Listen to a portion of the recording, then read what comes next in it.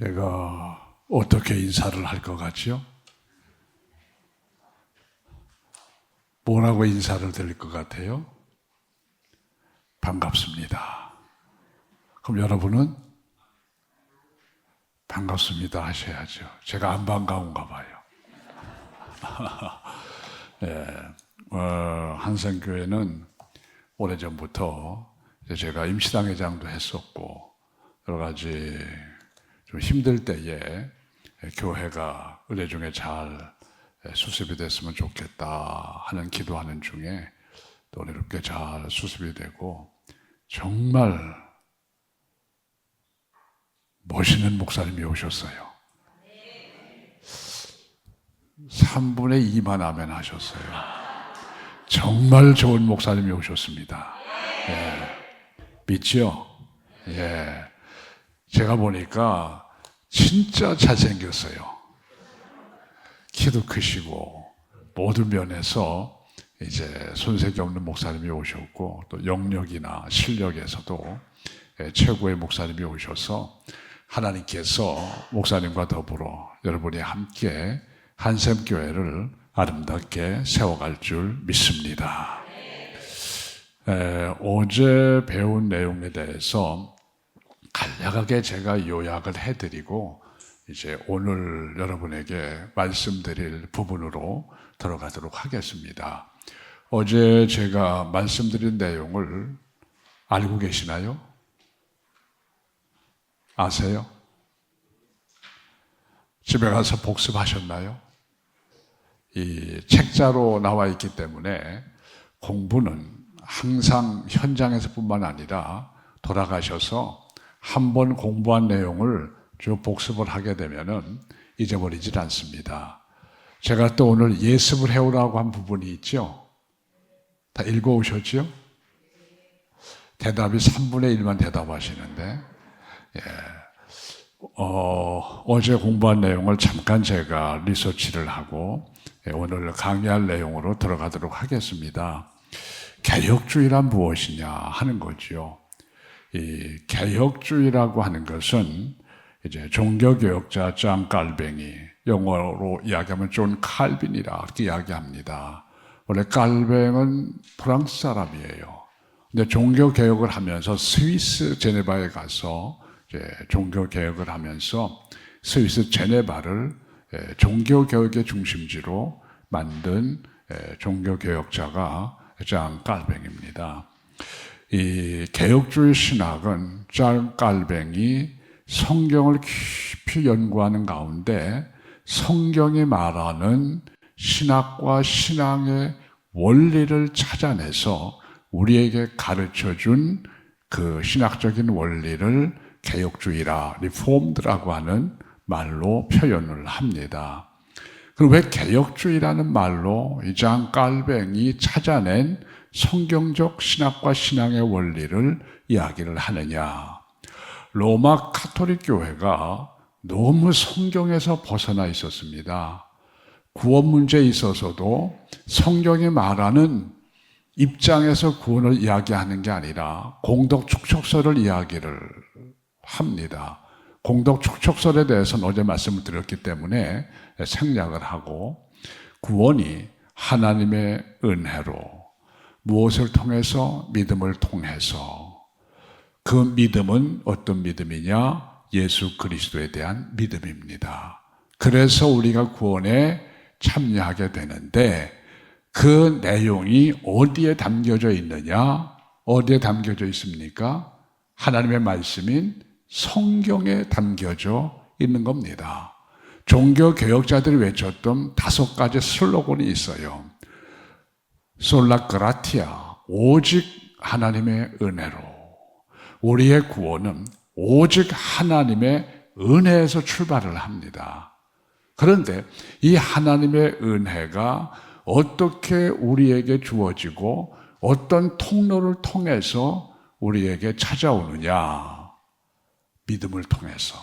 하나님이 우리에게 믿음을 선물로 주셔서 그 믿음을 통해서 이 하나님의 은혜가 우리 안에 들어오게 되는 겁니다. 그 문제는 그 믿음이라고 하는 믿음은 무엇을 이야기하느냐? 내가 믿는 나의 주관적인 믿음이 아니라 예수 그리스도를 믿는 믿음이에요. 그러므로 우리가 믿음을 통해서 구원에 참여하게 되는데 누구를 믿음으로? 예수 그리스도를 믿음으로 우리가 구원에 참여하게 되는데 이 모든 내용이 어디에 기록이 되어 있다고요? 성경에. 그래서 종교개혁자들이 외쳤던 5가지 슬로건이 솔라 그라티아 오직 하나님의 은혜로, 솔라 피데 오직 믿음으로, 그 다음에 솔루스 크리스투스 오직 예수 그리스도로, 그 다음에 솔라 스크립출라 오직 성경으로. 그리고 마지막에 구원받은 성도들이 마지막에 도달해야 되는 자리가 어디냐? 솔리데오 글로리아 오직 하나님께 영광을 돌리는 삶을 살아야 한다 하는 겁니다. 이게 종교개혁자들이 외쳤던 가르침이죠. 이런 그 가르침이 로마 카톨릭 교회에서 이야기하는 구원관에서 잘못된 그런 입장에서 정면으로 성경으로 돌아가기 위해서 외쳤던 주장입니다. 그래서 이 깔뱅의 그 신학적인 입장을 성경에서 찾아난 내용들을 개혁주의라고 하는 것은 결과적으로 잘못된 것을 개혁해서 바로 잡는다 하는 뜻이 있어요. 그러면은 그 잘못된 것을 개혁해서 바로 잡는다는 것은 결과적으로 성경이 가르치고 이야기하는 대로 돌아가는 것이다. 다시 성경의 원리대로 회복하는 것이다 하는 것을 이야기하고 있는 겁니다. 그러므로 이 개혁주의 신학은 모든 것이 어디에서 출발하느냐? 성경에서 출발을 하고 있다고 하는 겁니다. 그러므로 개혁주의 신학과 신앙은 짱깔뱅이 만들어낸 것이 아니고 성경이 이미 이야기하고 있는 것을 깔뱅이 찾아서 정리해서 우리에게 가르쳐주는 핵심적인 우리의 신앙의 정체성이라 하는 것을 여러분이 꼭 기억을 하셔야 됩니다. 그 다음에 이제 이 개혁주의 신학 사상의 핵심적인 중심이 되는 사상이 뭐냐? 뭐라고 말씀을 드렸죠? 하나님 사상이에요. 하나님 중심 사상. 개혁주의의 가장 중요한 핵심은 하나님 사상입니다. 하나님 중심 사상이에요. 그럼 하나님 중심 사상 또는 하나님 사상이라고 이야기할 때는 무엇을 의미하느냐? 하나님의 절대 주권을 우리의 모든 영역 속에서 그대로 이루어지고 성취되도록 우리가 살아가는 것을 말하고 있습니다. 그러므로 하나님 사상은 하나님의 주권이 모든 영역 속에서 실현되는 것이다 하는 겁니다.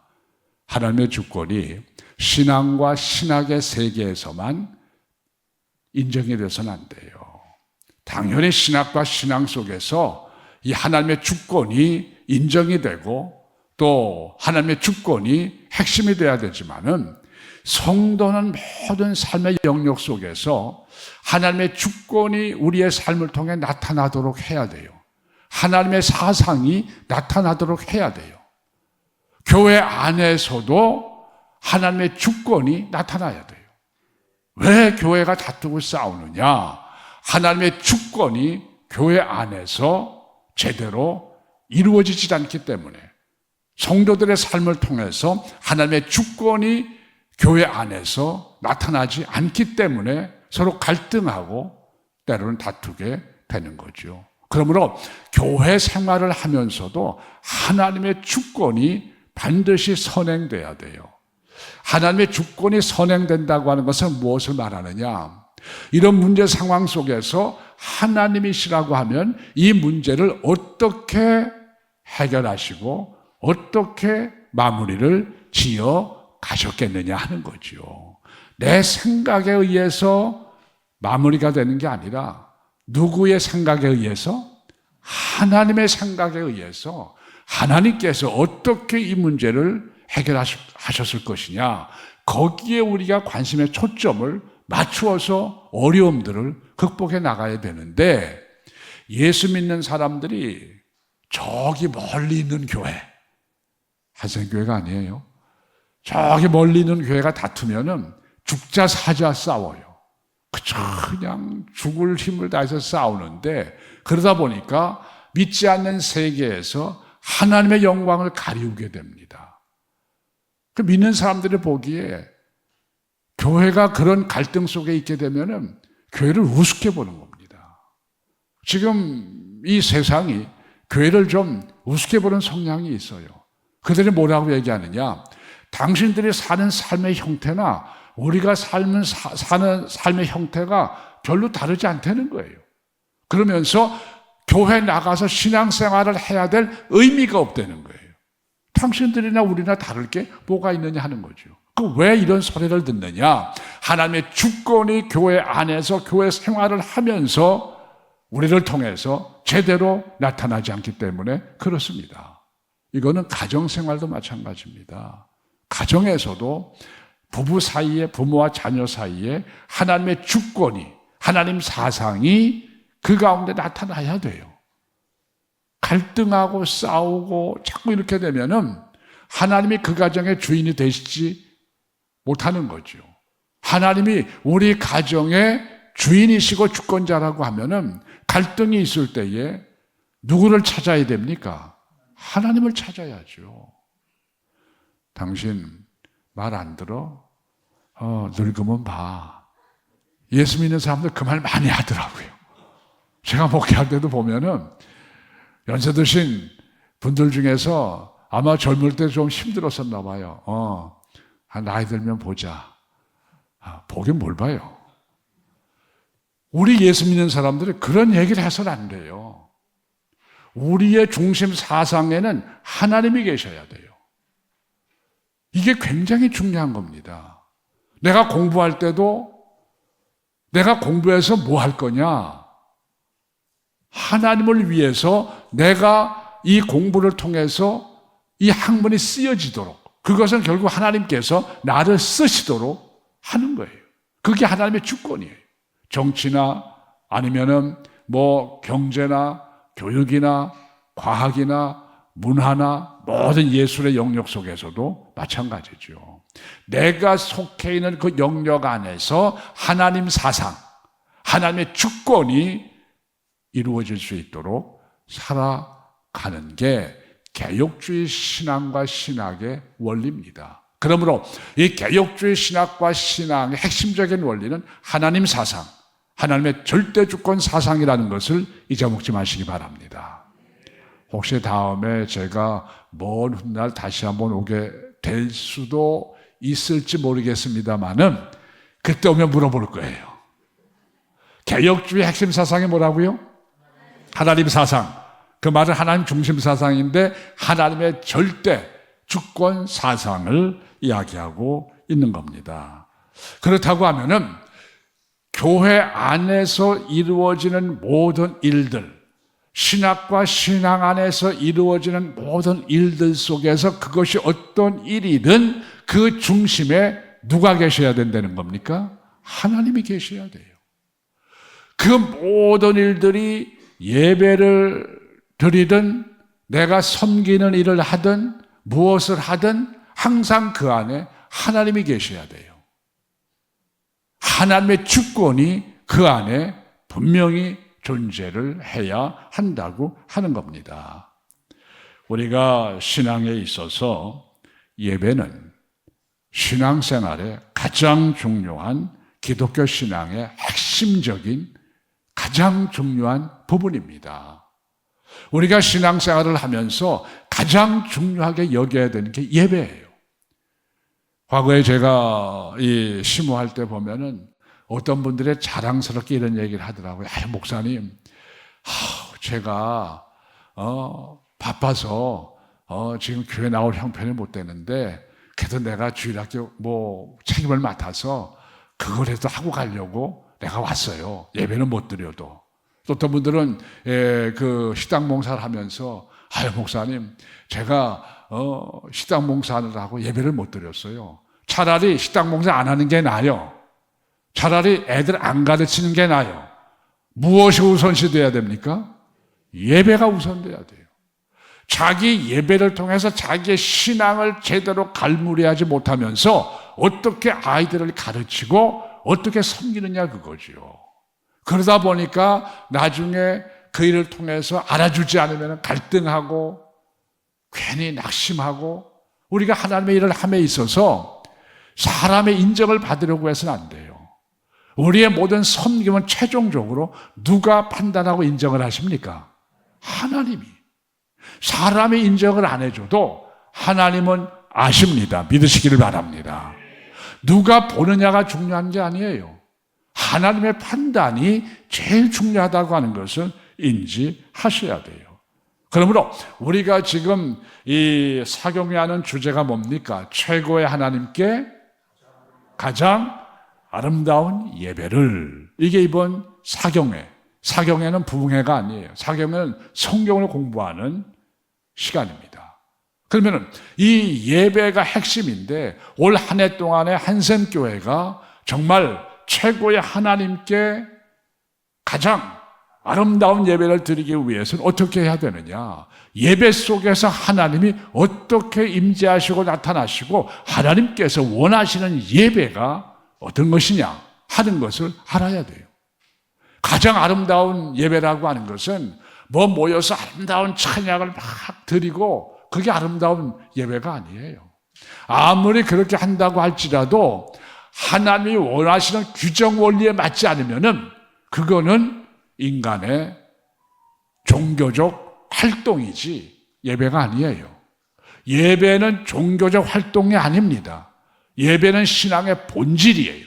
이것을 우리가 정확하게 인지를 해야 한다고 하는 겁니다. 나중에 여기 나오겠습니다마는 예배의 생명을 걸어야 돼요. 여러분, 하나님의 교회에 나오게 되면은 만사를 제쳐놓고 제일 먼저 해야 할 일이 뭐냐? 하나님이 원하시는 예배를 내가 드리고 나서 나머지가 진행이 되고 이루어져야 된다 하는 것을 꼭 다시 한번 확신하시기를 바랍니다.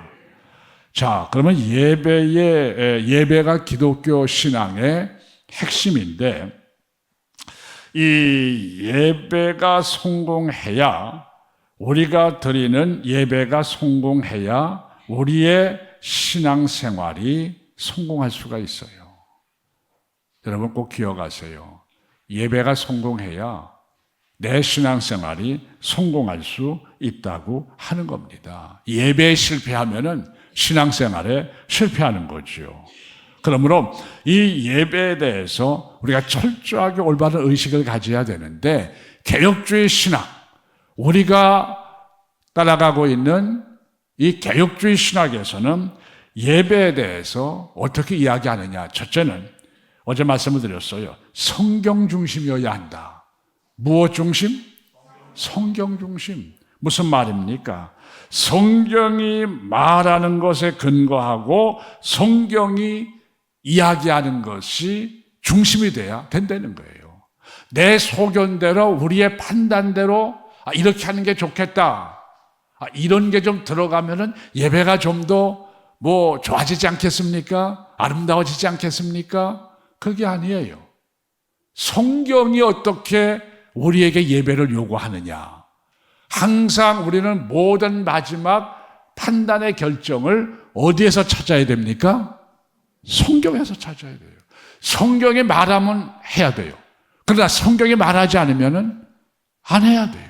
모든 것의 기준이 성경입니다. 그렇기 때문에 기독교 신앙에 있어서 특별히 개혁주의 예배에 있어서 중요한 것은 항상 성경에 근거한 것이 제일 중요한 기본적인 원리가 돼야 된다 하는 겁니다. 두 번째는 어제 말씀드렸는데 누구 중심? 하나님 중심. 하나님 중심의 예배가 돼야 돼요.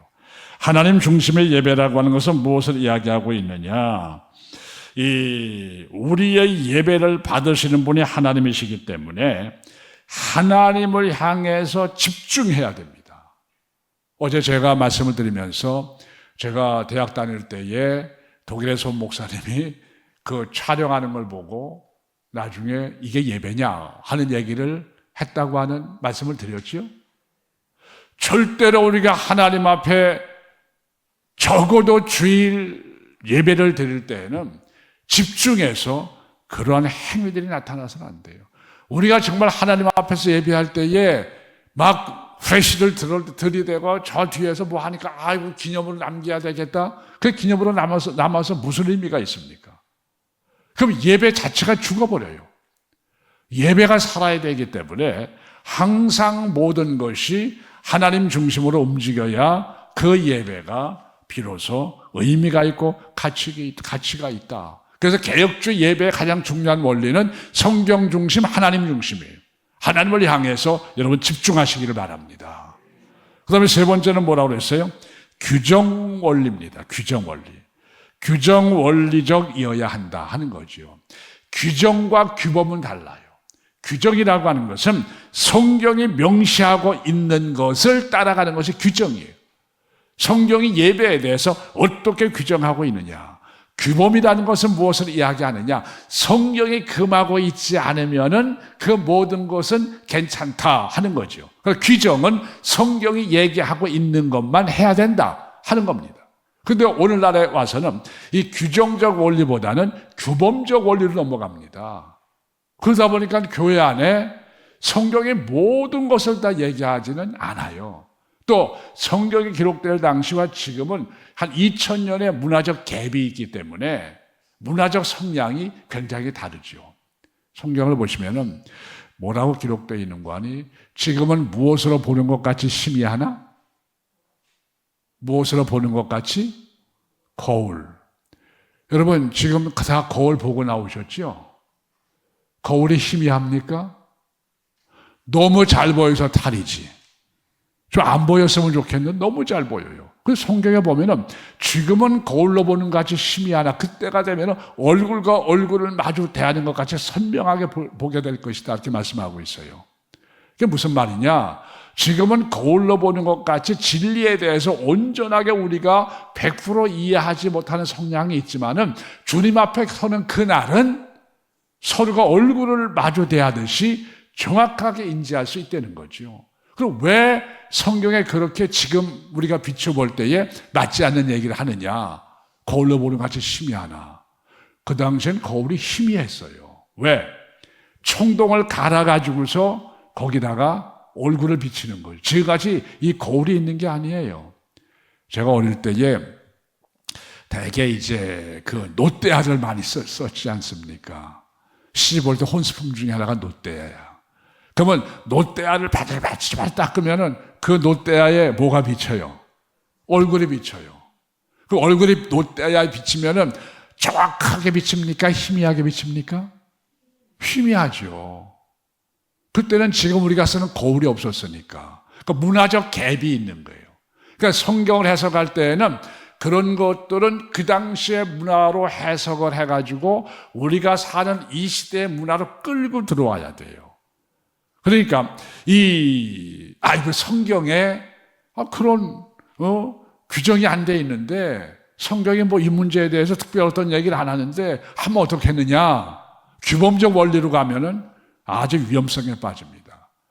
성경에 담배 피우지 말라는 말 있어요, 없어요? 있어요, 없어요? 없어요.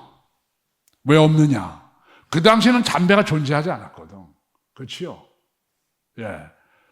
근데 이 담배라는 이건 제가 이제 그냥 예를 들어서 하는 겁니다. 그 당시에 존재하지 않았기 때문에 그 당시 담배가 주는 폐단에 대해서 인식이 별로 없었어요. 그게 신앙의 큰 문제가 안 됐었습니다. 지금에 와서는 그게 한국적 상황에서 상당히 복음이 들어왔을 때에 신앙의 방해가 됐어요. 그러면 한국의 선교사들이 처음 와서 복음을 전할 때에 예배당 그 주일에 예배드리러 들어가게 되면 이 담벼락에 장죽을 쭉 세워놨습니다. 장죽이 뭡니까?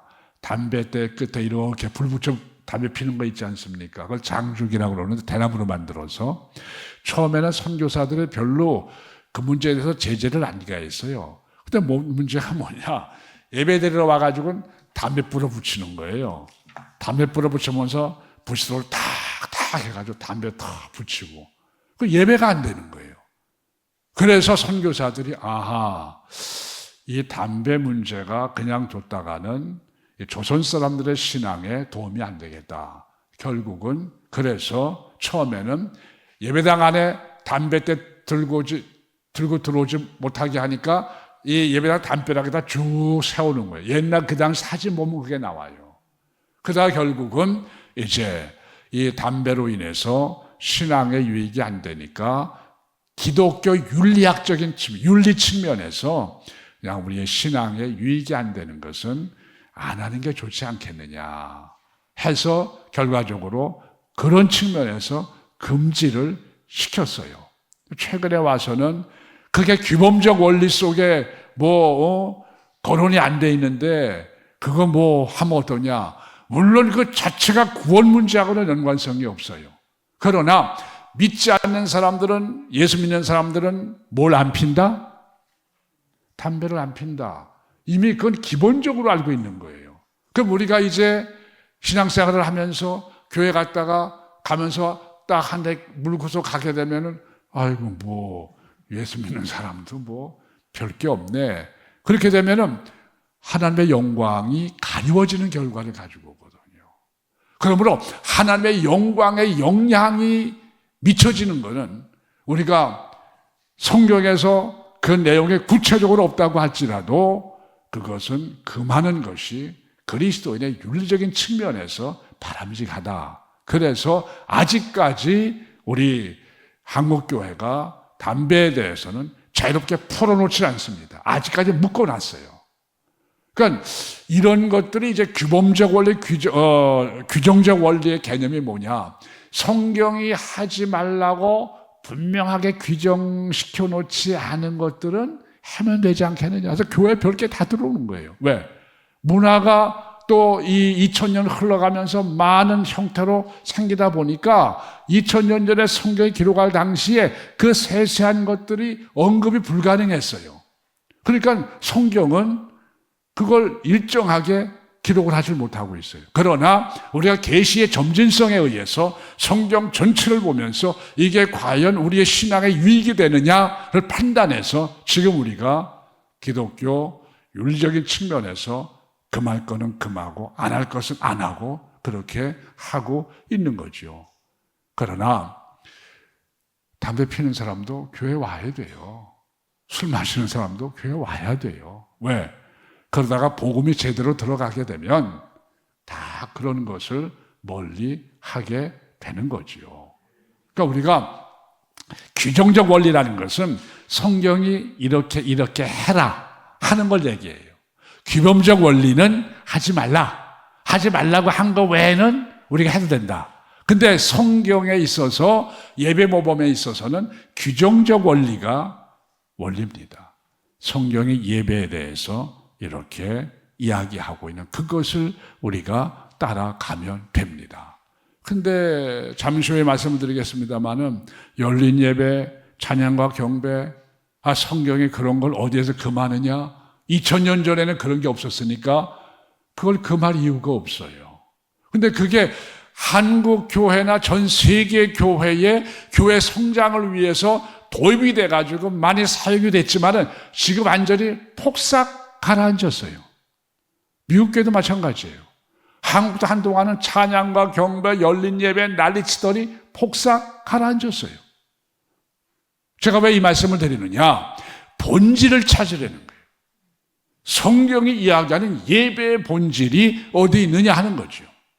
그걸 찾아서 하나님께서 원하시는 예배자로 살아가야 한다 하는 것을 이야기하려고 하는 겁니다. 그래서 규정적 원리가 분명해야 된다 하는 거죠. 네 번째는 교리적인 깊이가 있어야 돼요. 그럼 제가 찬송가 가사에 대해서 말씀을 드렸죠, 어제. 그러니까 찬송가 가사 내용이, 찬송가는 멜로디가 중요한 게 아니에요. 그 가사가 중요한 겁니다. 이미 이 패러디라는 말이 있습니다. 우리 찬송가 가운데 옛날 이제 유럽의 미녀의 곡을 빌려다가 가사를 붙여서 부르는 찬송도 있어요. 패러디했다 그렇게 얘기를 합니다. 지금도 이제 이 시대가 사용되는 젊은이들의 이 스타일대로 끌어다가 이제 가스펠송을 만들어 가지고 노래해요. 그 CCM이라고 그러죠. 크리스천 컨템포러리 뮤직이라고 얘기하는데, 컨템포러리라는 이 영어 단어는 동시대라는 말이에요. 크리스찬이 이 동시대에 사용되는 멜로디를 빌려다가 가사만 붙여서 만드는 복음성가를 CCM이라고 이렇게 이야기를 하는데, 그 뭡니까? 막 말로서 막 부르는 노래를 뭐라 그러죠? 말로. 랩으로 이렇게 복음성가를 하는 분들도 있어요. 주님이 정신없으실 거야.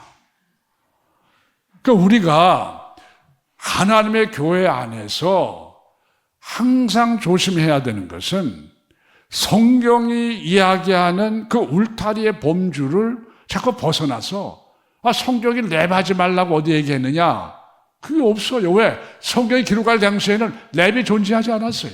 그러나 그것이 전반적인 이 성경이 말하는 그 문화 속에서 과연 수용이 가능한가 하는 것들을 우리가 깊이 좀 헤아릴 필요가 있고 돌아볼 필요가 있다고 하는 거죠. 복음성가도 그렇습니다. 우리가 어릴 때 복음성가는 내게 강 같은 평화, 내게 강 같은 평화, 이런 이제 아주 그냥 클래식한 복음성가들이 이제 많이 불렸지요. 여러분 그런 복음성가 많이 부르셨지요? 지금 복음성가는 CCM으로 넘어가면서 비트가 굉장히 강하고 이 팝송의 멜로디를 불러다가 그냥 막 두드리니까 야, 이게 팝송이야? 이게 도대체 뭐야? 하는 이런 형국이 되어버리고 말았어요. 주님도 정신이 없으십니다. 그러니까 우리가 항상 조심해야 되는 것은 이 여러 영역 속에서 그 시대의 문화를 무분별하게 받아들이게 되면은 그게 우리의 신앙과 예배에 과연 합당한 것이냐 하는 것에 대한 고민이 반드시 필요하다고 하는 겁니다. 여러분 찬송가를 보면은요, 적어도 그 찬송가 보는 법이 있어요. 찬송가 위에 보면 왼쪽에 몇 년도 이름이 왼쪽에 있는 사람은 작사한 사람이에요. 오른쪽에 맨 위에 있는 것은 작곡한 사람입니다. 그러면 대개 몇백 년 전 사람들이 그 찬송을 작사하고 작곡했어요. 그러면 그 찬송가는 이미 몇백 년이 불려오면서 뭐가 됐다는 겁니까? 찬송으로 입증이 됐다는 거예요. 인정을 받았다는 거죠. 그러니까 이 찬송가라고 하는 것이 그냥 쉽게 만들어지는 게 아니라 오랜 세월 동안 교회 안에서 불려짐으로 인해서 인정을 받는 그 과정이 있어야 된다고 하는 겁니다. 물론 이제 새롭게 만들어지는 찬송들도 있어요. 또 가사들도 참 좋은 가사들이 많이 있고 또 좋은 그 멜로디들도 많이 있습니다. 제가 그 부르는 찬송 가운데 일단 한번 찾아서 그때 생각나면 얘기할게요. 나이 들면 자꾸 잊어버립니다. 말씀을 드리겠습니다만은 지금 좋은 찬송도 많아요. 예를 들어가지고 복음성가들도 많습니다.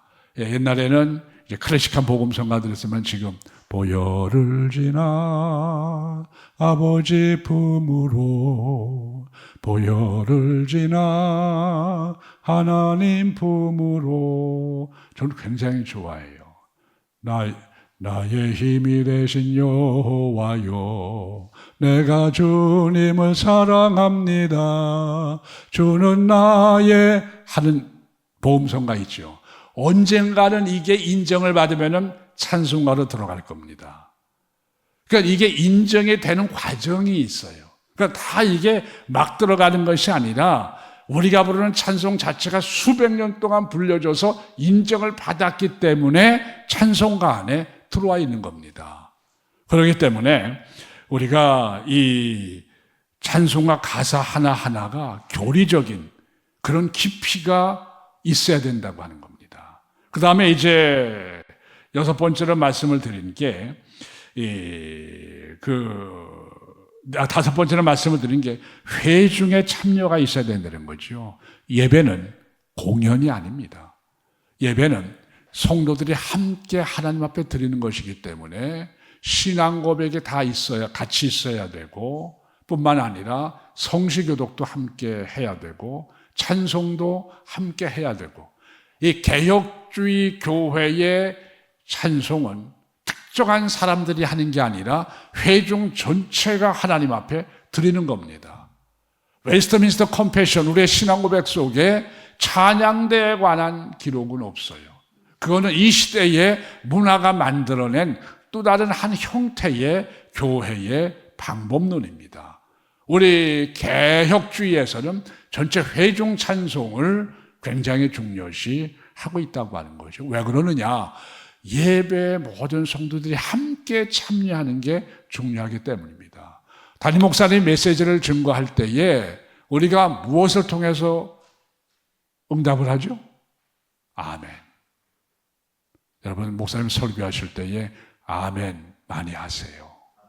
예. 12명은 안 하네요. 자, 이런 내용들이 이제 제가 어제까지 한 내용입니다. 맞지요? 예. 그러면 오늘은 7번으로 갑시다. 실제 적용.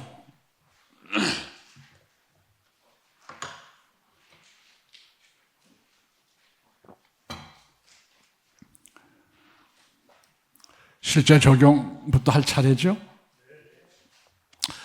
개혁주의 예배를 교회 현장에서 적용하기 위해서 다음과 같은 원칙들이 필요합니다.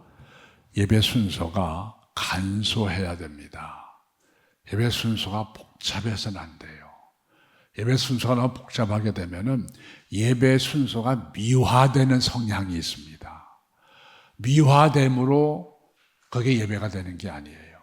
예배는 가능한 한 심플할 필요가 있다고 하는 겁니다. 너무 화려하게 장식이 되는 것은 개혁주의 신학과는 거리가 있다고 하는 거죠. 성경적 요소로만 구성이 돼야 된다 하는 것을 꼭 기억을 하실 필요가 있고요. 앞에서 나온 내용들하고 좀 유사한 중복성이 있습니다만은, 두 번째는 본문 중심의 설교가 이제 이 실제 적용에 있어서 굉장히 중요한 건데, 가끔 이 설교를 하시는 분들 가운데 자기 얘기를 하는 분들이 있어요.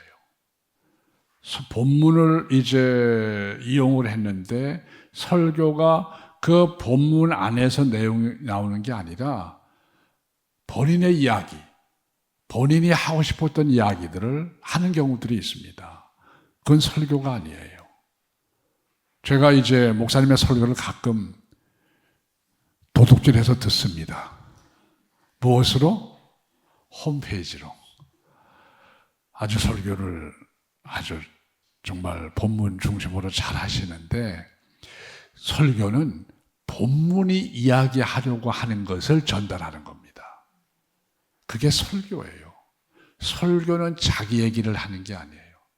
그 본문에서 이야기하려고 하는 것을 성도들에게 그대로 선포하는 게 그게 설교거든요. 그러므로 이 설교자는 항상 본문을 벗어나서는 안 된다 하는 겁니다.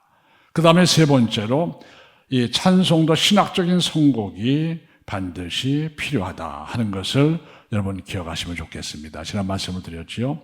그 다음에 회중 중심의 참여가 중요하다고 하는 것, 그 다음에 예배 전 교육이 필요하다 하는 것을 참고를 해 주시고요. 8번 봅시다. 개혁주의 예배가 주는 유익성에 대해서 여기 말씀을 하고 있는데 한번 우리 목사님 한번 읽어주세요. 계획주의의 예배는 단지 보수적이라는 평가를 넘어서서 성경의 본질에 충실한 예배로 다음과 같이 유익이 있다. 영적 이거 다 읽어주세요. 단순한 감정의 자극이 아닌 말씀 중식의 영적 성숙을 유도한다. 공동체 형성, 하나님 앞에서 함께 서는 백성으로서의 정체성을 강화한다. 신앙 훈련, 매 예배를 통해 성도의 경건 훈련과 교리 이해 증진된다. 네.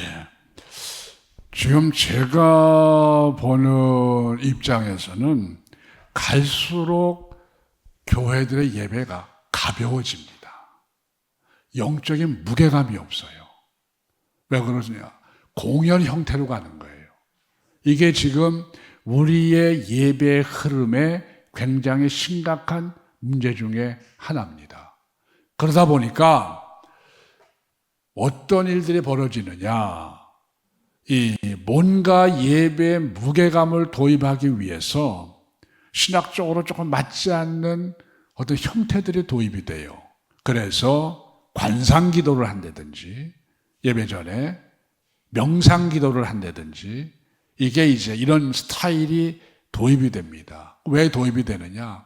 너무 예배가 가벼워지니까 예배 전에 관상기도나 명상기도를 통해서 자기를 깊이 돌아보게 하고 그 다음에 예배를 통해서 그 자기를 깊이 돌아본 그것을 가지고서 하나님 앞에 나갈 수 있도록 관상기도나 명상기도는 기독교적인 게 아닙니다.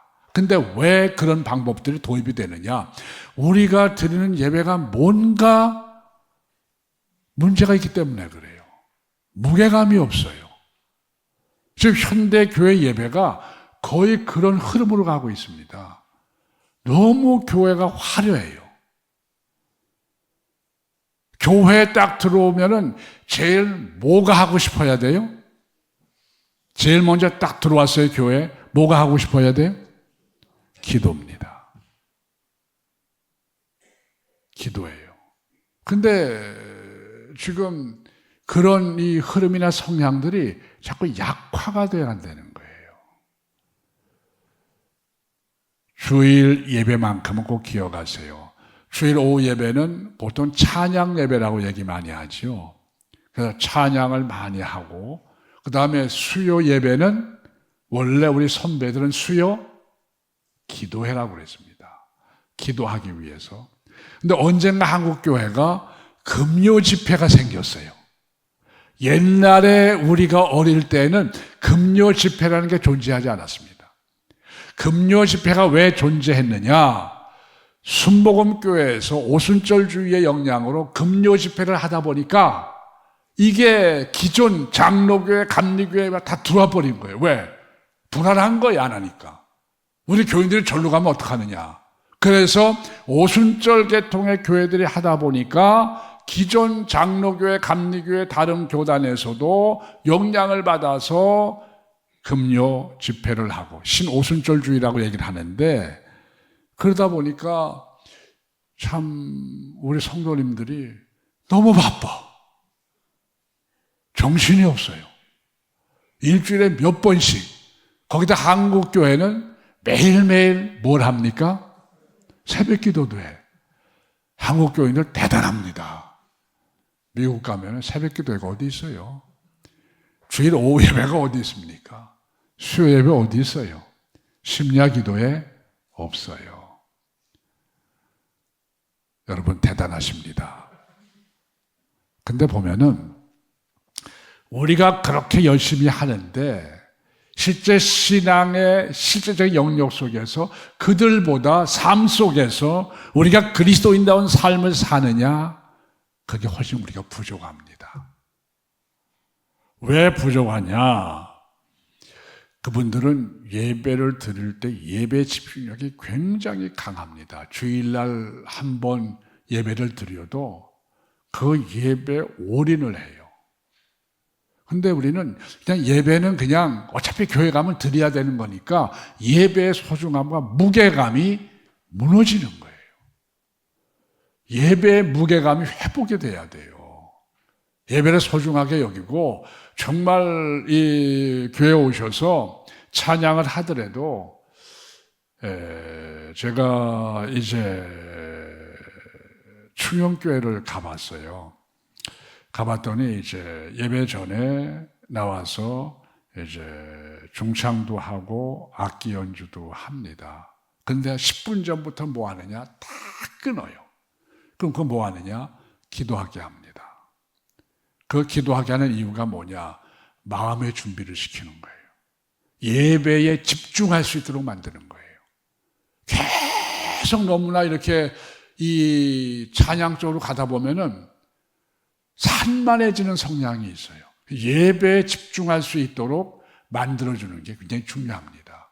그래서 적어도 예배 시작 전에는 좀 나름대로 본인들이 기도하면서 한 주간 동안 살아왔던 삶을 돌아보면서 하나님 앞에 자기의 부족함을 고백을 하고 예배에 집중할 수 있는 영적인 준비가 필요하고 또 예배가 시작되면은 그 마음의 자세를 가지고 예배 속에서 하나님을 향해서 집중할 수 있도록 해야 되는 게 주일 예배에는 절대적으로 필요합니다. 물론 우리가 이제 이 오후나 뭐 수요일이나 집회, 예배와 집회는 달라요. 그러나 적어도 주일 예배만큼은 우리가 좀 깊이 영적인 무게감을 회복할 필요가 있다고 하는 겁니다. 그런데 이게 열린 예배 찬양과 경배로 인해 가지고서 굉장히 지금 뒤틀려져 있다는 거예요. 그러니까 이런 점들을 우리가 좀 심각하게 인식을 해가지고 예배 회복 운동을 좀 해야 될 필요가 있다는 거죠. 대개 개혁주의 예배 형태가 굉장히 보수적이다 하는 얘기를 많이 합니다. 너무 무겁다 그런 얘기를 많이 하죠.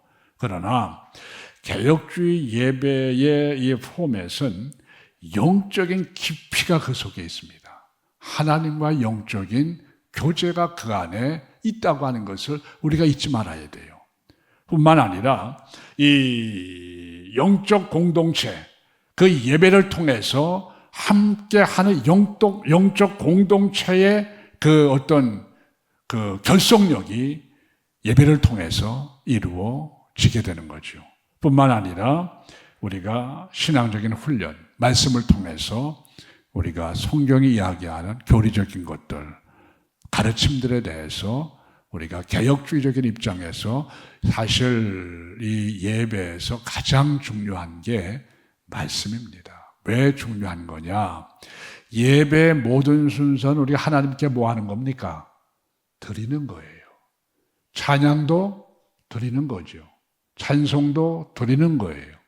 헌금도 드리는 겁니다. 그런데 하나님께서 우리에게 주시는 게 딱 한 가지가 있어요. 뭡니까? 말씀이에요. 하나님이 우리에게 주시는 것을 받아가지고 돌아가야죠. 근데 교회 문을 나서면 다 잊어버려 설교 뭐 했는지. 그만큼 예배 집중력이 떨어진다는 겁니다.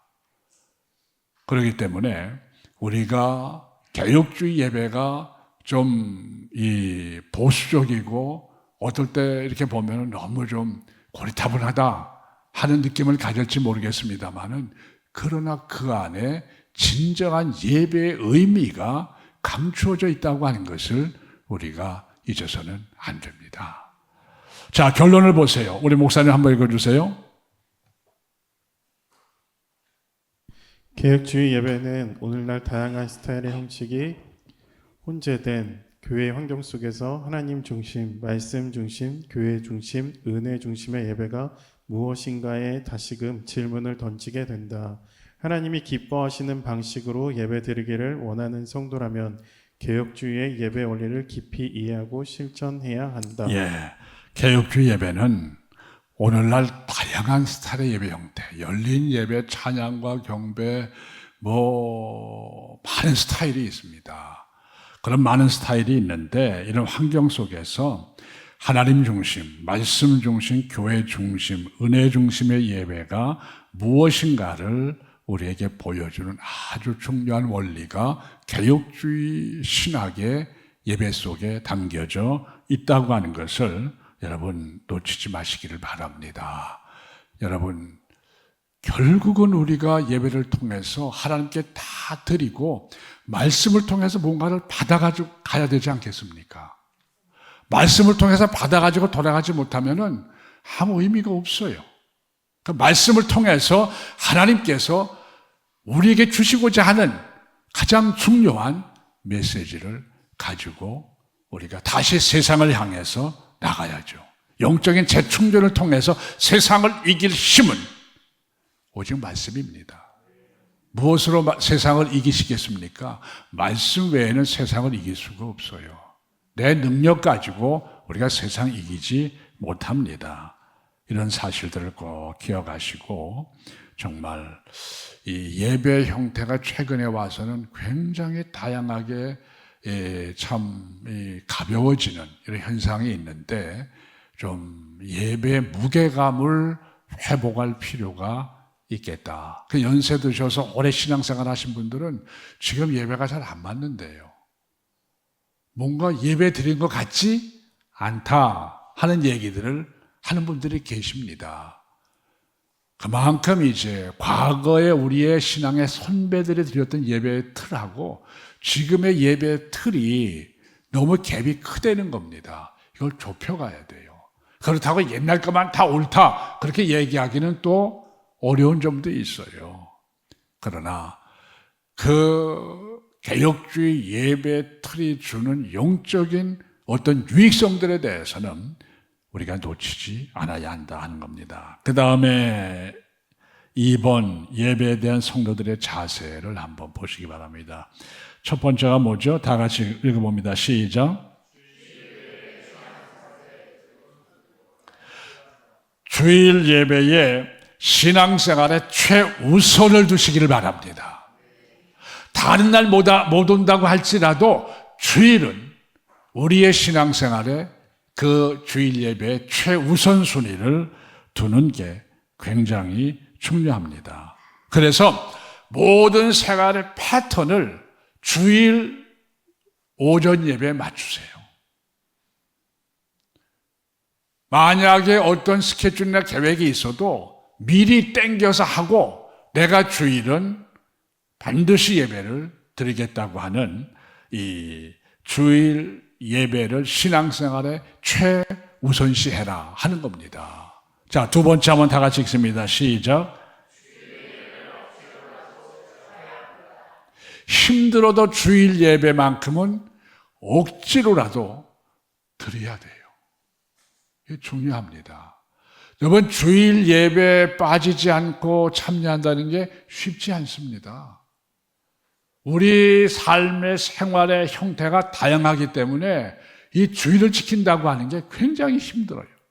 그래도 억지로라도 주일 예배를 우리가 지키겠다고 하는 영적 자세가 필요하다는 겁니다.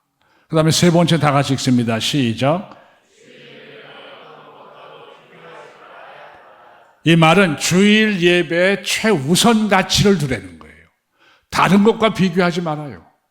주일 예배가 우리의 신앙에 있어서, 우리의 믿음에 있어서 최우선 가치가 있다고 하는 것을 꼭 여러분 마음에 담아두시기 바랍니다. 그 다음에 세 번째,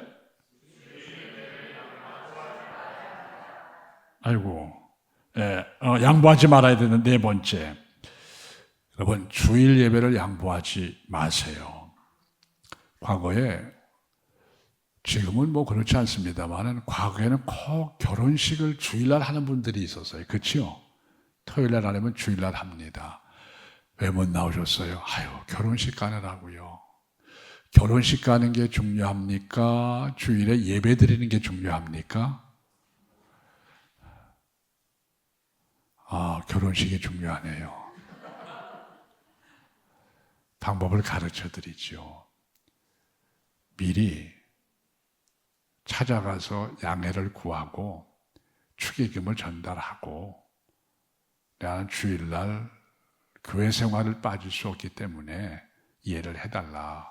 내가 미리 와서 축하를 한다. 그렇게 하면은 요새는 축의금 내고 가서 점심 식사 안 하고 오는 걸 제일 좋아한대. 그래요, 안 그래요? 점심 식사 비용이 너무 비싸거든. 그러니까 이게 지혜로워야 돼요. 성경에 말하죠. 뱀같이 지혜롭고 비둘기같이 순결하라 하는 거죠. 결혼식이 있어요. 물론 중요하죠. 그러나 미리 가서 양해를 구하고 축하해주고 하면은 이해합니다. 왜? 그만큼 그쪽에서는 전략이 되니까. 그런 지혜가 필요해요. 그렇기 때문에 우리가 주일 예배를 절대로 양보하지 마세요. 그 다음에 한번 읽어보세요. 주일 예배가 내 삶에 어떤 가치를 주느냐, 의미를 찾아야 되는데 어떤 가치를 줍니까? 영적 재충전의 가치가 있어요.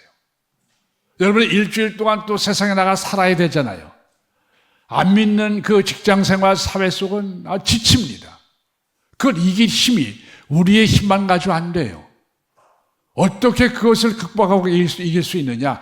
영적인 힘이 축적이 돼야 돼요. 그래야 자신감을 가지고 그 환경 속에서 우리가 이겨나갈 수 있습니다. 그 힘을 주일날 예배를 통해서, 말씀을 통해서 축적하고 다시 나가야 되는 겁니다. 지친 영혼이 와서 주일날 예배를 통해서, 말씀을 통해서 재충전돼서 또 나가고, 이게 사이클이 늘 반복이 되지 않습니까? 그렇기 때문에 이 주일 예배의 가치를 여러분이 소중히 여길 수 있어야 돼요. 마지막에 뭐죠? 내가 절대로 주일 예배는 빠지지 않겠다는, 정말 아파서 못 나오는 건 어쩔 수가 없지요. 혹시 모르겠어요. 4명의 친구가 환자를 들것에 해가 주님 앞에 데려왔듯이 더 찾아가서 더 해가지고 이렇게 데리고 오면 더 좋겠지만은 그건 힘들고, 하여간 중요한 것은 내가 빠짐없이 출석해야 되겠다는, 뭐만큼은? 주일 예배만큼은. 사실 여러분, 이 저녁에 직장에 나갔다가 이 시간에 온다는 게 쉬워요, 어려워요? 어려워요. 그래서 제가 8시로 잡은 걸로 알고 있어요. 예배 시간에 늦게. 서울이나 이런 나갔다가 이 트래픽, 이 교통 체증 때문에 들어오는 게 굉장히 힘듭니다. 그러나 주일만큼은 여러분이 정말 이 예배에 목숨을 걸겠다는 각오를 가져야 돼요. 그만큼 예배를 소중히 여길 때에 그 예배가 아름다운 예배가 될 수가 있는 겁니다. 목숨을 걸고 예배하는데 아름답지 않을 수가 없지 않습니까? 자, 그 다음에 매주일 반복되는 예배를 목표가 분명한 예배로 만들어가는 7가지 원리. 첫 번째가 뭡니까? 하나님이 원하시는 예배가 어떤 예배인가를 여러분 찾아야 돼요. 하나님 중심 예배. 하나님이 예배의 중심이 돼야 돼요. 여러분이 예배의 중심이 아니에요. 누가 중심입니까? 하나님이. 두 번째 읽어보세요. 시작. 하나님께 집중하시기 바랍니다. 예배에 오셔서 다른 생각하지 마세요. 내가 예배에 와서 다 집중을 하는데 목사님이 그날따라 설교하는데 금목걸이 설교를 했어요. 어떻게 예화 중에서. 금목걸이 차고 올려다가 경대후에 놓고 왔는데 그 다음부터는 그분은 예배가 안 들어와. 예배 끝날 때까지 뭐만 생각해요? 화장대 위에 금목걸이. 이건 누가 가져가지 않았을까? 사실 하나님을 향해서 집중하는 게 굉장히 중요한데 뭔가 하나 딱 치고 들어오면은 그 다음에 예배는 온데간데 없는 거예요. 이게 집중한다고 하는 게 이게 쉽지 않아요.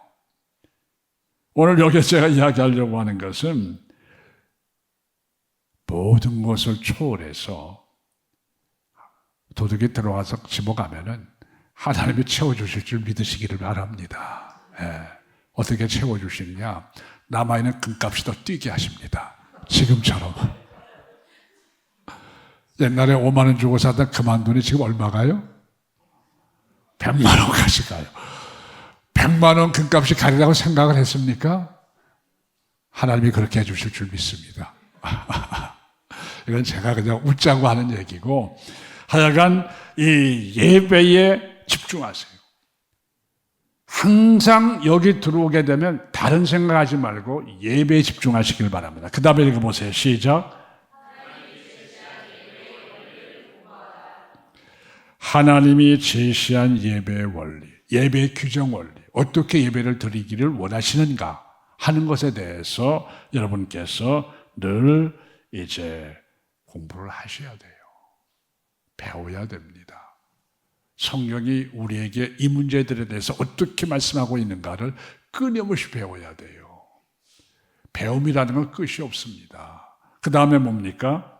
읽어보세요. 시작. 하나님이 원하시는 예배자가 되라. 하나님이 원하시는 예배자가 뭡니까? 영과 진리로 예배드리는 겁니다. 영과 진리로 예배드리는 자가 되어야 돼요. 그 다음에 읽어보세요. 내 취향에 맞는 설교를 들으려고 하지 마세요. 그날 선포되는 말씀을 통해서 하나님이 어떤 목사님을 통해 말씀을 주실 때에 그게 내 마음에 그냥 걸려요. 그게 하나님의 은혜입니다. 왜 걸리게 하십니까? 회개할 수 있는 기회를 주시는 거죠. 그게 오히려 은혜가 되는 거예요. 맨날 달콤한 얘기만 들으면은 단 것만 좋아하다 보면 나중에 뭐가 걸려요? 단 것만 많이 먹으면 나중에 당에 걸리죠. 좋은 것만 좋아하다가는 우리의 신앙이 삐뚤어지게 돼요. 병들게 돼요. 때에 따라서는 내 심령 속에 부딪히는 말씀이 들어왔을 때에 부딪히지 마시고 문을 열어서 받아들이세요. 그게 은혜가 되는 겁니다. 자, 그 다음에 뭐죠?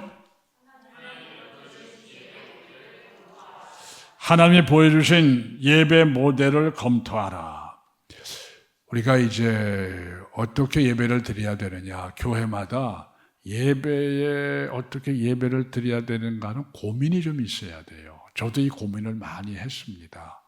그래서 이제 제가 안식년 때는 여러 교회들을 이렇게 이제 가서 예배를 드려봐요. 그래서 그 교회가 어떤 예배의 포맷을 갖고 있느냐, 참 그게 예배의 유익성이 되겠다 할 때는 와서 시험을 해서 도입을 해보고 그게 굉장히 유익이 되면은 그것을 하나의 예배의 순서로 이제 받아들여서 진행을 합니다. 그러므로 하나님이 원하신 예배의 형태가 어떤 것이냐에 대해서 우리가 늘 고민할 필요가 있어요. 마지막에 읽어보겠습니다. 시작. 예, 내가 오늘 예배를 드렸는데 정말 내가 예배자로 하나님께서 원하시는 예배를 오늘 드렸는지 하는 문제들에 대해서 여러분이 한번 살펴볼 필요가 있다고 합니다. 있다는 거죠. 예배 드려서 제가 집에 가자. 혹시 내 좋은 신발 누가 먼저 신고 가지 않았겠나? 그런 생각하지 마시고 정말 내가 오늘 예배자로서 하나님이 원하시는 예배를 드렸는지 하는 문제에 대해서 한번 점검해 보면은 다음 예배를 더욱더 하나님이 원하시는 스타일대로 여러분이 예배하게 될 줄 믿습니다. 3번, 예배 실제적 적용이죠. 이건 가끔 제가 말씀을 드렸는데 공기도는 3분을 넘기지 마세요. 길어야 4분. 여러분이 A4 용지에 제대로 준비를 하게 되면 3분이면 끝납니다. 예배의 기도를 준비해가지고 나오는 것도 굉장히 중요합니다. 중언부언하게 돼요. 지금 이제 한번 제가 어제도 말씀드렸습니다만은 한번 기도문을 한번 받아봤으면 좋겠는데 시간 관계상 이거 도저히 불가능하게 되고 하여간 여기 써 있는 이 내용들을 살펴서 항상 기도를 좀 공기도에 맞는 절대로 개인적인 얘기하지 마세요. 어떤 교회에서 어떤 교회라고 얘기 정확히 안 하겠습니다. 맨날 장로님이 우리 교회는 한 5,000명이 되게 해주세요. 나중에 하나님이 그 사람을 5,000명이 되는 교회로 보내시더라고. 그러니까 기도 속에 자기의 생각을 집어넣지 마세요. 그걸 누가 하시는 겁니까? 5천 명이 되게 하시든 10,000명이 되게 하시든 그건 하나님이 하시는 거예요. 근데 이 자꾸 사업하듯이 뭐 하듯이 그런 인식을 갖지 마세요. 하나님이 하실 겁니다. 하나님이 하심을 믿으시길 바랍니다. 그렇지 않으면 하나님이 그 사람을 옮겨버려요. 여러분 항상 우리가 조심하셔야 됩니다. 그 다음에 이제 여기 성경 봉독, 찬송, 그 다음에 설교, 이거는 이제 또 제가 가끔 중간중간 말씀을 드렸는데, 찬송에 대해서 지금 몇 시죠?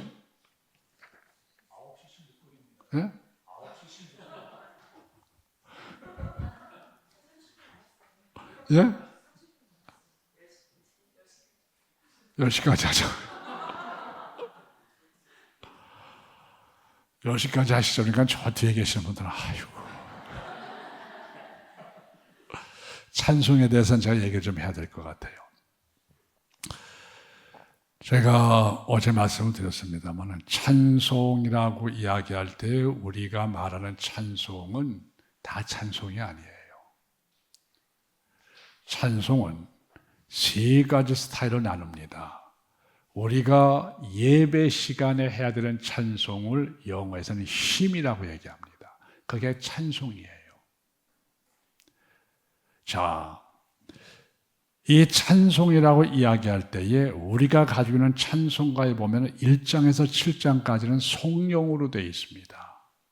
송령이라고 하는 게 무슨 뜻인지 아세요? 송령이라는 말은 시와 노래를 외워서 그 뜻을 새기면서 나지막한 소리로 고백하는 것을 송령이라고 얘기를 합니다. 1장에서 7장을 한번 보세요. 한 절씩 되어 있고 짤막하게 되어 있습니다. 우리가 예배 시작할 때는 이 송령을 하나님 앞에 한 곡을 가지고 1년 불러도 괜찮아요. 그걸 왜 부르느냐?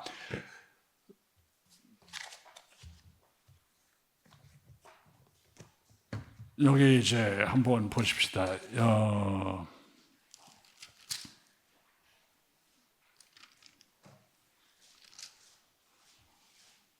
2장 보세요. 찬양 성부 성자 성령 성삼위일체께 영원 무궁하게까지 영광을 돌리세 영광을 돌리세 아멘. 7장까지가 이 스타일로 갑니다. 이것은 지금 우리가 예배하는 하나님을 향해서 하나님을 부르는 겁니다. 예배에 찬송가가 배치될 때는 아무렇게나 배치되는 게 아니에요. 저 찬송을 부를 때에 어서 돌아오 어서 돌아마노 이 찬송 불러서는 안 돼요. 예배 시작해서 부르는 찬송이 아니에요. 그거는 목사님이 설교를 끝마쳤을 때 그날 설교가 전도에 관한 설교였다고 하면은 그게 가능해요. 그러니까 이 찬송가의 시스템이 이 찬송이 찬송이라고 해서 다 찬송이 아니에요. 대개 우리가 이 찬송으로 앞부분에 부를 수 있는 게 1장에서 7장 송령, 그 다음에 이제 8장에서 17장까지는 경배, 18장에서 41장까지는 찬송, 그 다음에 42장에서 196장까지는 성부, 성자, 성령께서 하신 사역에 대한 고백이에요.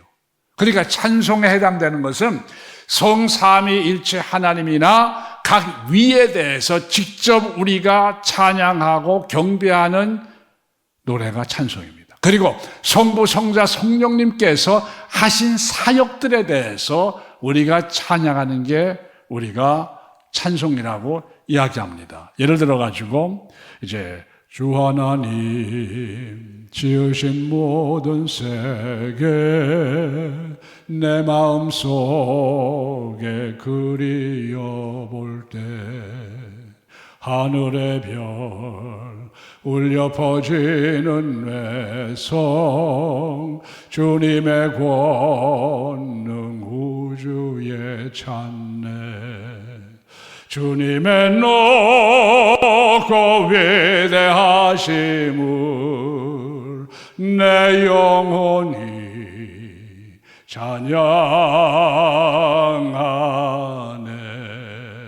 주님의 높고 위대하심을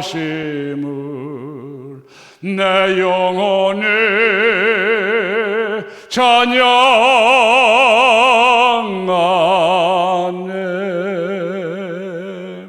여기 성부, 성자, 성령 이름 나와요? 안 나와요?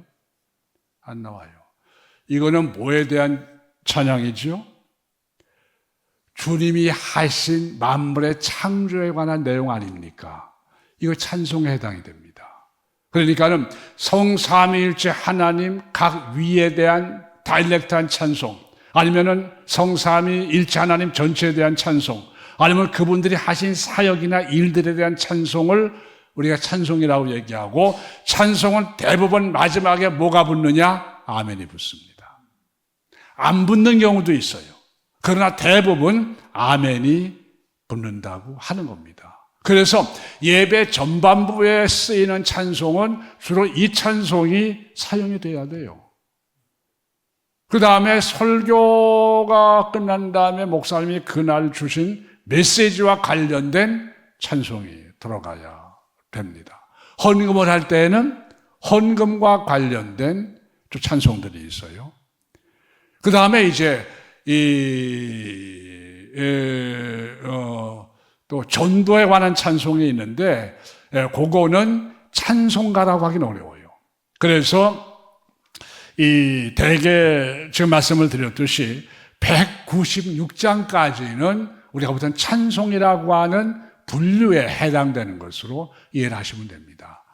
그 다음에 이걸 힘이라고 얘기하는데, 그 다음에 가스펠 힘이 있어요. 가스펠 힘이라고 하는 것은 복음 찬송가입니다. 복음 찬송가는 D.L. 무디가 복음을 전할 때 나가서 안 믿는 사람들에게 성부, 성자, 성령, 이거 아무 도전이 안 되는 거예요. 그러면 그들에게 관련된 가사를 가지고서 그들에게 복음을 증거할 때 부른 노래를 가스펠 힘이라고 해요. 복음 찬송가라. 어서 돌아오, 어서 돌아마노. 또 그분들을 향해서 어서 어떻게 하려는 겁니까? 돌아오려는 거죠. 복음을 전하기 위한 이런 찬송들을 이 가스펠 힘이라고 얘기합니다. 그 다음에 가스펠송이 있어요. 복음 성가죠. 여러분이 지금 예배전에 부르는 이 노래가 세 번째 가스펠송에 해당이 되는 노래들입니다. 가스펠송은 엄격히 이야기해서 예배가 딱 시작이 되고 예배가 끝날 때까지에는 불려져서는 안 되는 노래 중에 해당이 돼요. 왜? 이 가스펠송이라고 하는 것은 이 예배용으로 만들어진 것이 아니고 성도들이 일상적인 생활 속에서 유행가를 부르는 대신 우리가 부를 수 있도록 만들어진 것이 가스펠송입니다. 그러니까 우리가 이런 구분되는 것들에 대한 이해가 필요해요.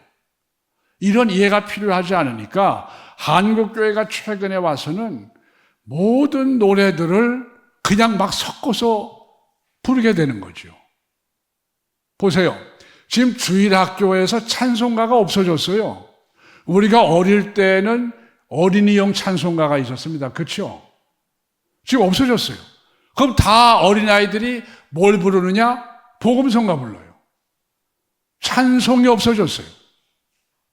이게 교육적으로 굉장히 심각한 문제거든요. 그만큼 교회가 찬송에 대한 아주 중요한 의미에 대해서 자꾸 좀 잊어버려 가고 있다는 겁니다. 찬송을 받으시는 분이 누구죠? 하나님이십니다.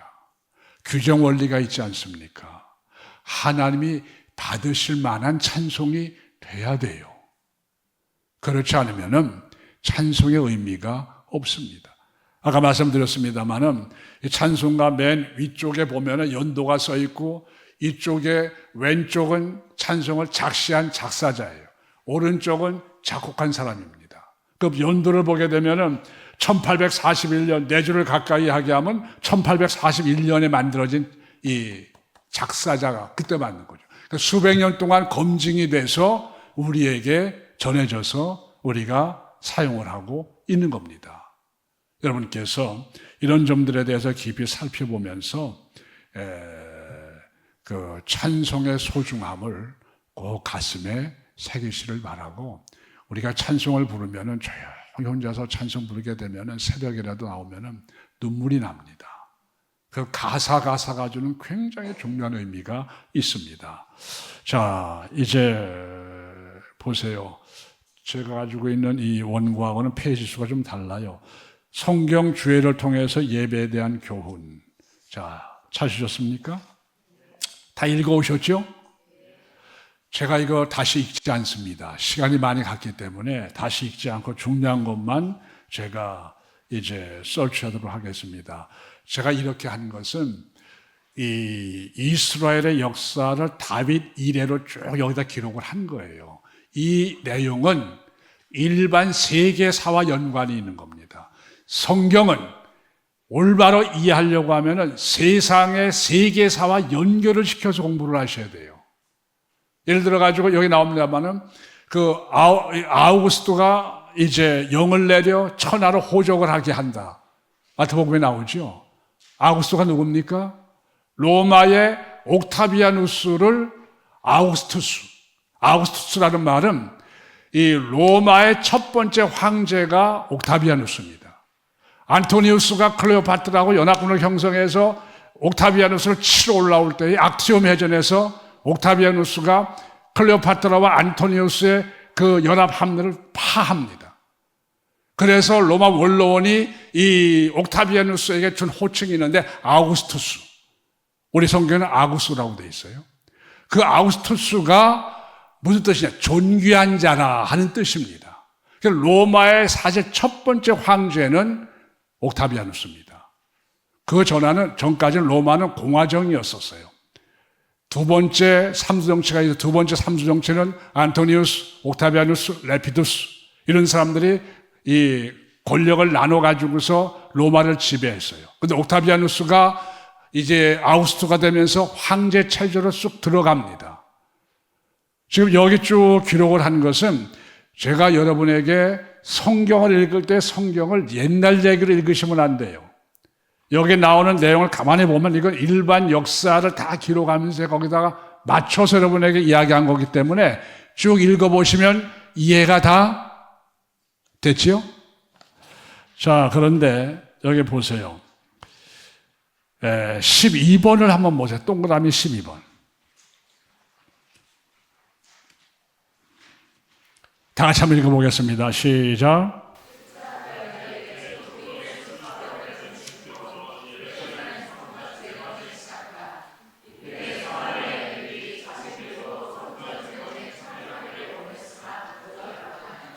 70년 포로의 때가 끝나가지고 이스라엘이 돌아옵니다. 돌아올 때 스룹바벨이 총독이 돼서 돌아와요. 돌아와서 제일 먼저 한 게 뭡니까? 성전 재건이에요.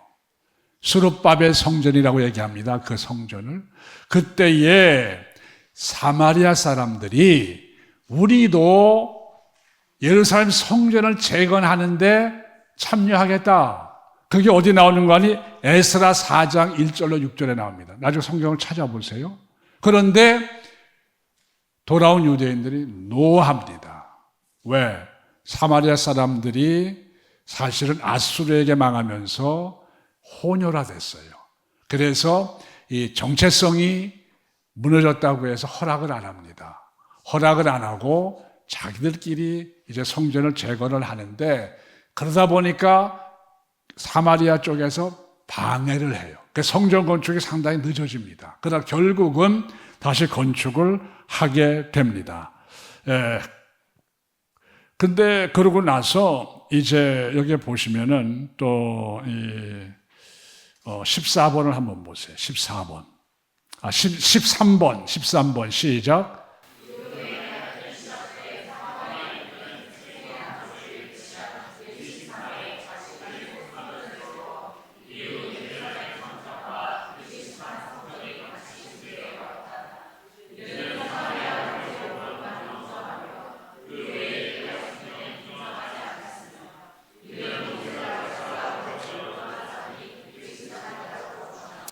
이렇게 갈등이 생기다가 이 세겜이라고 하는 지역, 이 세겜은 아브라함이 고향인 갈대아 우르를 떠나가지고 가나안에 들어왔을 때에 제일 먼저 도달해서 상수리 나무 아래에서 제단을 쌓았던 게 세겜 땅입니다.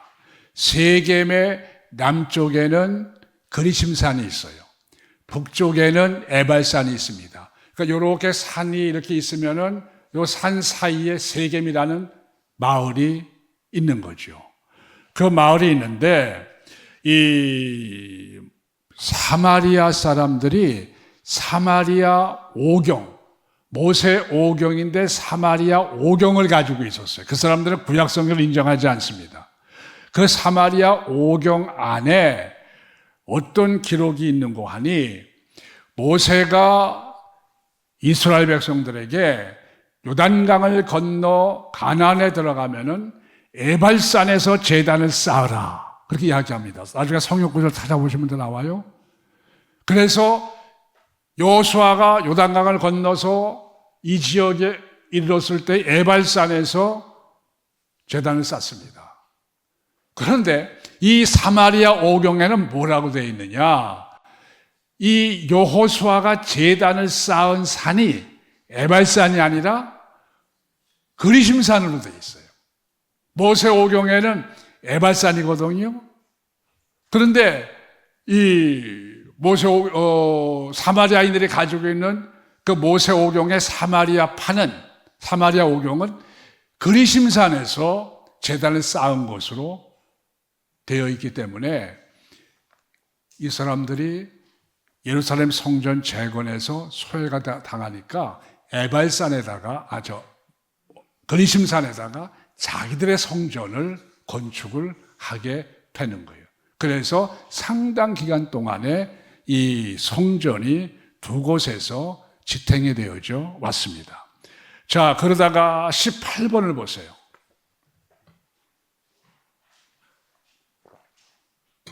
다 같이 읽습니다. 시작.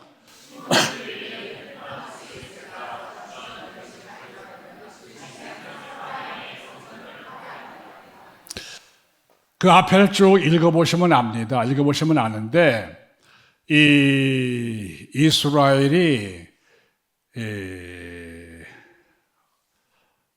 북이스라엘은 어디한테 망하지요? 아수르한테 망합니다. 아수르는 어디한테 망합니까? 바벨론에 망합니다. 남쪽 유다 왕국은 누구에게 망합니까? 바벨론의 느부갓네살 왕한테 망합니다. 바벨론은 어디에 망하죠?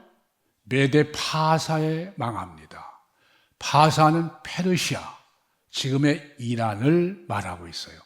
메데는 파사와 동맹을 맺고 있다가 메데의 왕의 아들이 없었어요. 딸이 있었습니다. 근데 파사의 아들하고 결혼을 해서 메데가 파사의 흡수를 당해서 페르시아로 통합이 되어버리고 맙니다. 그런데 이 페르시아가 누구에게 망하죠? 알렉산더한테 망해서 헬라 제국이 세워지게 돼요. 헬라 제국이 알렉산더가 갑자기 급사를 합니다. 젊은 나이에 32살인가 급사를 해요. 그래서 그 밑에 4명의 장군이 있었는데 그들이 알렉산더가 점령했던 지역을 4등분해서 나눠 가지게 돼요. 그때에 이 이스라엘이 셀루쿠스의 통치하에 들어가게 되는데 셀루쿠스 통치하에서 여기 나오는 이름을 보게 되면은 이 16번에 안토니우스 에피파네스라고 하는 이 셀루쿠스 왕조의 왕이 제우스 신을 섬기는 사람이었기 때문에 예루살렘 성전에다가 돼지 피를 바르고 제사를 금지하고 할례를 금지하고 이런 일이 벌어지니까 이제 여기 보면은 이제 나오는데 누굽니까? 이 마타디아스라고 하는 이 사람을 중심으로 해서 하몬스 가문에서 아들인 유다스 마카비우스에 의해서 혁명이 일어납니다. 그래가지고 이제 뭡니까? 에피파네스, 여기 누굽니까? 안토니우스 에피파네스를 몰아내고 다시 성전 제사를 회복을 합니다. 그때에 무슨 파벌이 생기는 거 아니? 바리새인과 사두개인이 생겨요. 바리새인과 사두개인은 구약 성경에 계속 존재했던 인물들이 아닙니다. 그러니까는 이 성전 제사가 회복이 됐으니까 두 가지 흐름이 생깁니다. 한 흐름은 이왕 저 사람들을 내쫓았으니까 우리가 다시 유다 왕국을 재건하자 해서 정치적인 독립까지 가면서 거기에 동조함으로 형성됐던 파가 사두개파입니다. 바리새인은 우리가 신앙적인 것만 회복을 했으니까 여기에서 그냥 끝내자. 그래서 생긴 정파가 바리새파입니다. 바리새파와 사두개파는 구약 성경에 존재하는 파벌이 아니에요.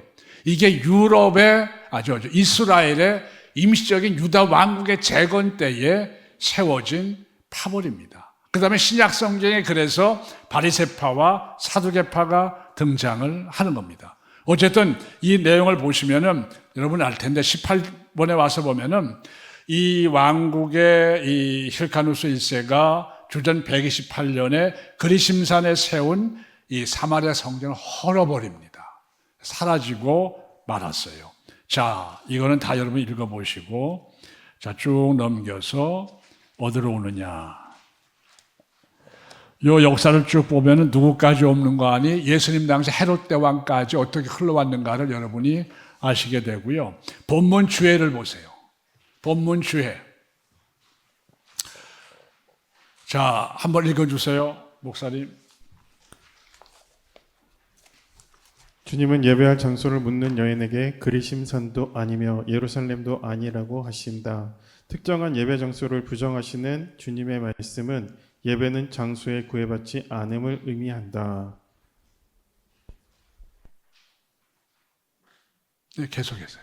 메시아의 중보 사역을 통해 하나님께 직접 나아가 영과 진리로 예배드리는 새로운 시대가 도래했음을 말씀하신다. 이 말의 의미는 예수 그리스도를 통해 하나님께 장소의 구애됨이 없이 예배하는 시대가 옴을 선포하는 것이다. 지금 읽어드린 21절에 너희가 아버지께 예배할 때가 이르리라고 하는 이 말씀 속에 나오는 내용이 바로 이겁니다. 이 여인이 주님에게 예배할 장소에 대해서 이야기하죠. 우리 조상들은 그리심산에서 기도를 했는데 당신네들은 예루살렘에서 예배를 한다고 하는데 어느 게 맞느냐 하는 거죠. 예수님께서는 그리심산도 아니고 예루살렘도 아니다. 이 말은 뭐냐? 이제부터는 예배가 어떤 특정 장소에서만 드려지는 것이 아니라 그 말입니다. 어느 곳에 있든 그리스도의 중보 사역을 통해서 이제는 누구든 하나님 앞에 장소를 떠나서 영과 진리로 예배하는 시대가 왔다는 거지요. 그러면서 이 말의 의미는 예수 그리스도를 통해서 하나님께 장소의 구애됨이 없이 예배하는 시대가 예수 그리스도로 말미암아 이제는 시작이 된다 하는 것을 이야기하고 있는 겁니다. 그 다음에 두 번째요. 22절. 너희는 알지 못하는 것을 예배하고 우리는 아는 것을 예배하노니 이는 구원이 유대인에게서 남이니라.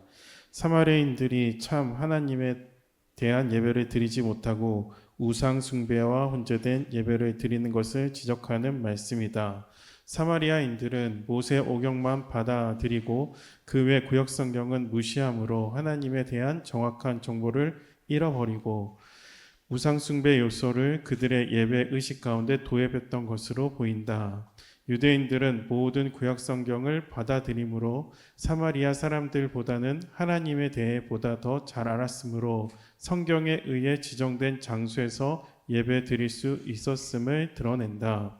구원이 유대인에게서 난다는 말은 구원의 역사가 유대인의 계보인 예수 그리스도를 통해 이루어짐을 의미한다. 예, 22절에서 예수님께서 말씀하시는 것은 너희는 알지 못하는 것을 예배한다. 사마리아 지역은 우상 숭배가 같이 혼재되어 있는 것이기 때문에 그들의 성전이 그리심산에 있었다고 할지라도 제사의 순수성이 보존되지 못했다고 하는 겁니다. 그래서 너희들은 알지 못하는 것을 예배하고 지금까지 왔지만은 우리는 아는 것을 예배했다. 이게 무슨 말인고 하니, 이제 유대인들은, 사마리아인들은 모세오경만 인정을 합니다. 유대인들은 모세오경과 더불어 나머지 구약성경이 몇 권이죠? 예? 39권. 신약성경 27권. 어떻게 외우죠? 39, 27. 구구단. 39는 구약성경, 27은 신약성경. 합 66권이 성경이에요. 근데 유대인들은 모세 오경만 인정하는 게 아니라 구약을 다 인정했기 때문에 사마리아 오경만 가지고 있는 그들보다는 이 메시아에 대한 개념 자체가 훨씬 많은 이 지식을 가지고 있었다고 하는 거죠. 그 모세 오경과 더불어 구약 성경이 이야기하는 게 뭐냐? 결국 구원이 어디에서 오느냐? 유대인을 통해서 온다는 거죠. 이 말은 예수 그리스도를 통해서 구원이 온다 하는 것을 이야기하고 있는 겁니다. 그 다음에 23절 다 같이 읽습니다. 다 같이 읽어보세요. 시작.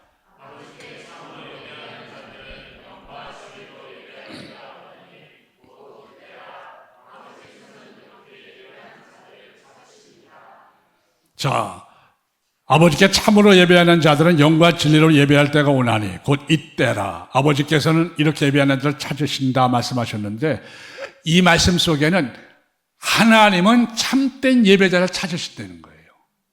그 다음에 참된 예배자는 어떤 사람이냐? 영과 진리로 예배하는 사람이다. 그럼 영으로 예배한다고 할 때에 이게 무슨 의미를 가지고 있느냐? 한번 다 같이 읽습니다. 시작.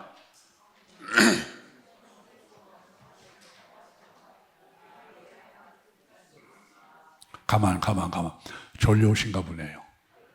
빨리 끝내야 되겠는데 우리 목사님이 읽어주시고 따라서 눈으로 보세요. 목사님 시작. 성령이 원하시고 감동하시는 바에 따라 예배해야 함을 뜻할 수도 있으나 본문은 예배자의 자세적 측면을 말하고 있어 여기서는 영은 인간의 마음과 영혼의 중심을 가리키는 것으로 봐야 한다. 그러므로 영으로 예배 드린다는 것은 예배가 그 중심이 허식적이거나 형식적인 것이 아니라 우리 영혼의 중심에서 우러나오는 예배가 되어야 함을 의미한다. 예, 영으로 예배를 드린다고 하는 것은 이제 영은 인간의 마음과 영혼의 중심을 가르치는 것으로 우리가 보기 때문에 영으로 예배 드린다는 말의 의미는 예배가 그 중심이 허식적이거나 형식적인 것은 돼서는 안 되며 우리 영혼의 중심으로부터 우러나오는 예배가 되어야 된다는 거예요.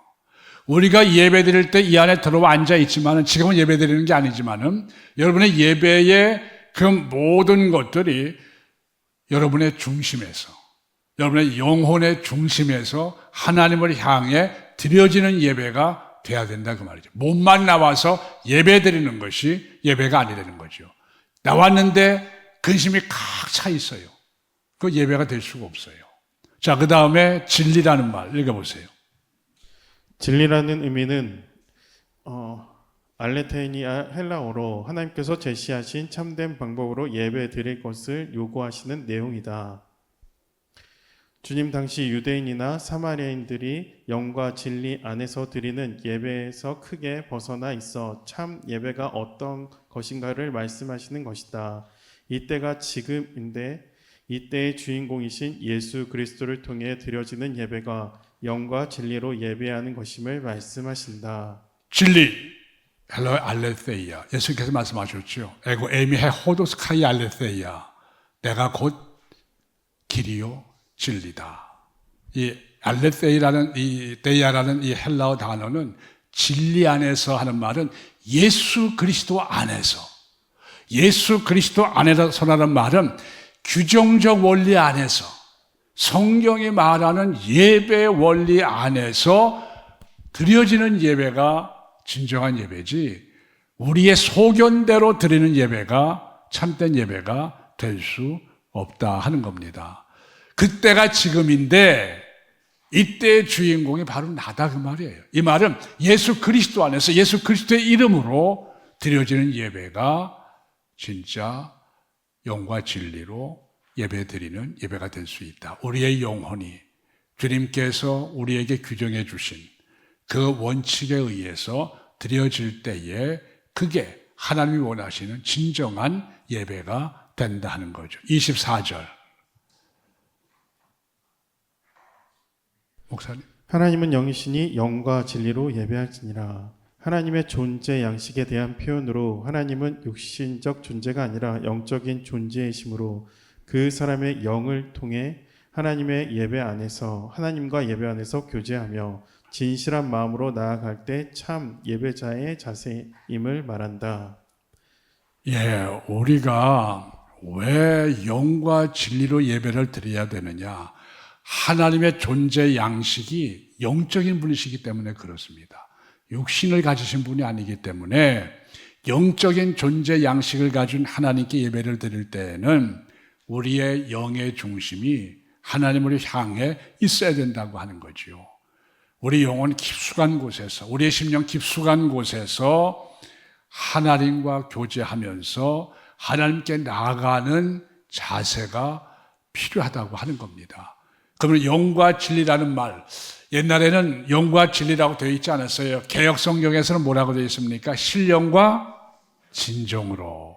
근데 원어에 더 가깝게 개역 개정판에서는 영과 진리로 우리의 중심에서 주님이 가르쳐 주신 규정대로 하나님을 향해 나가는 것이 진정한 예배의 의미가 있다 하는 것을 말하고 있습니다. 자, 결론을 다 같이 한번 읽어보겠습니다. 시작.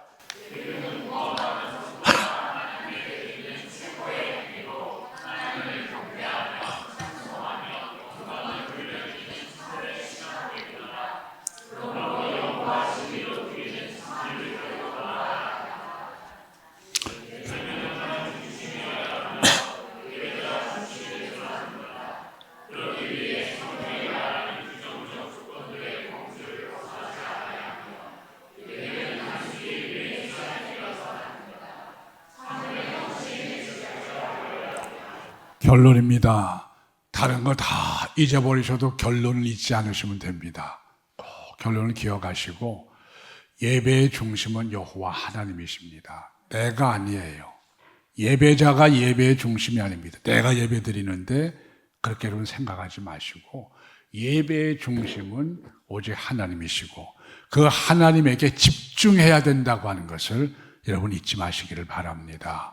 그래서 올 한 해 동안에 우리 한샘교회의 예배가 정말 최고의 하나님께 가장 아름다운 예배를 드릴 수 있는 한 해가 되시기를 간절히 소원합니다. 다른 내용은 여러분이 참고하셔서 그냥 보시면 되겠습니다. 우리 김한준 목사님 또 김정혜 사모님 귀한 또 감사금 드리셨는데 기도하고 마치겠습니다. 사랑의 아버지 하나님 감사합니다. 이틀 동안 우리가 정말 예배가 어떤 것인가를 성경을 통해서 또 우리가 개혁주 신학을 통해서 한번 살필 수 있는 기회를 주신 것 감사함을 드립니다. 아버지 하나님, 이러한 내용들을 통해서 예배에 대해서 다시 한번 우리 가슴 깊이 새기게 하여 주시고 정말 최고의 하나님께 가장 아름다운 예배를 드릴 수 있는 한샘교회가 되게 하여 주시옵소서. 귀한 예물이 드렸습니다. 하나님 기뻐 받아 주시옵소서. 감사하오며 예수님 이름으로 기도하옵나이다. 아멘.